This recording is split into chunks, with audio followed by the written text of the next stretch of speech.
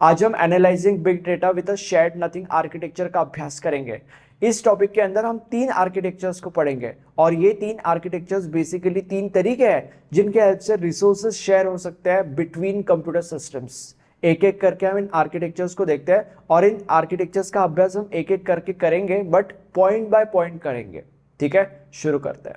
अब जो सबसे पहला आर्किटेक्चर है that is shared RAM architecture. इसको हम शेयर्ड रैम आर्किटेक्चर कहते ही इसीलिए क्योंकि इस आर्किटेक्चर के अंदर हर एक मशीन एक ही रैम या मेमोरी शेयर कर रहा है।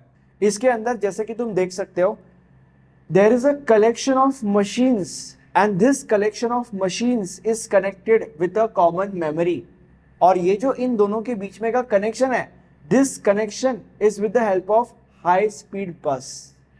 This architecture is also called as tightly coupled architecture and this architecture is good for graph traversal।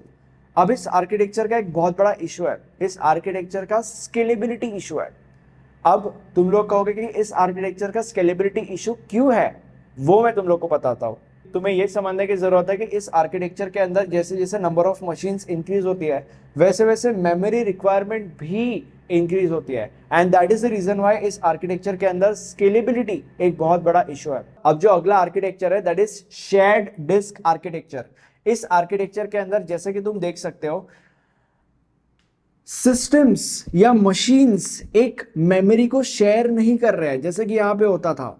यहाँ पे हर एक सिस्टम का या हर एक मशीन का अपना खुद का एक मेमोरी है मेरे भाई, और इसके वजह से इस आर्किटेक्चर के अंदर स्केलेबिलिटी इशू अराइज नहीं करता। अब तुम्हें एक चीज समझने की जरूरत है और वो ये है कि सारे के सारे मशीन्स एक डिस्क स्टोरेज सिस्टम शेयर कर रहे हैं। अब ये सारे के सारे मशीन्स एक डिस्क स्टोरेज सिस्टम कैसे शेयर कर पा रहे हैं? ये सारे के सारे मशीन्स डिस्क स्टोरेज सिस्टम लैन के हेल्प से शेयर कर पा रहे हैं और इस आर्किटेक्चर को लूजली कपल्ड आर्किटेक्चर भी कहा जाता है। अब जो आखिरी आर्किटेक्चर है उसको हम कहते हैं शेयर्ड नथिंग आर्किटेक्चर। इस आर्किटेक्चर के अंदर जितने भी मशीन्स है हर एक मशीन का अपना खुद का मेमोरी होता है और अपना खुद का डिस्क स्टोरेज सिस्टम होता है और कोई भी मशीन किसी के साथ ज्यादा कुछ शेयर नहीं करता और इसीलिए इस आर्किटेक्चर को हम शेयर्ड नथिंग आर्किटेक्चर कहते हैं। ओके, अब इसके अंदर ये जो कॉस्ट इफेक्टिव वाला पॉइंट मैंने यहाँ पे लिखा था, इस पॉइंट को तुम्हें नहीं कंसिडर करना है। इसके जगह पे मैं तुम लोग को और 2 पॉइंट्स बताऊंगा इस आर्किटेक्चर के बारे में, वो 2 पॉइंट्स कंसिडर करो, बताऊंगा। रिलैक्स, टेक अ चिल पिल।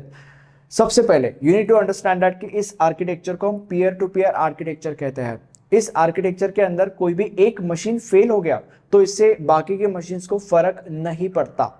अब इस आर्किटेक्चर के बारे में आखिरी पॉइंट ये कहता है कि अगर हमें इस आर्किटेक्चर के अंदर और ज्यादा मशीन्स ऐड करनी है तो हम ऐसा कर सकते हैं without negatively affecting existing machines. But हम ऐसा करते ही क्यों है, या कोई ऐसा क्यों करेगा? हम ऐसा इसलिए करते हैं क्योंकि ऐसा करने से जो वर्कलोड है वो वर्कलोड और ज्यादा बेटर तरीके से मैनेज हो जाता है। Thank you so much.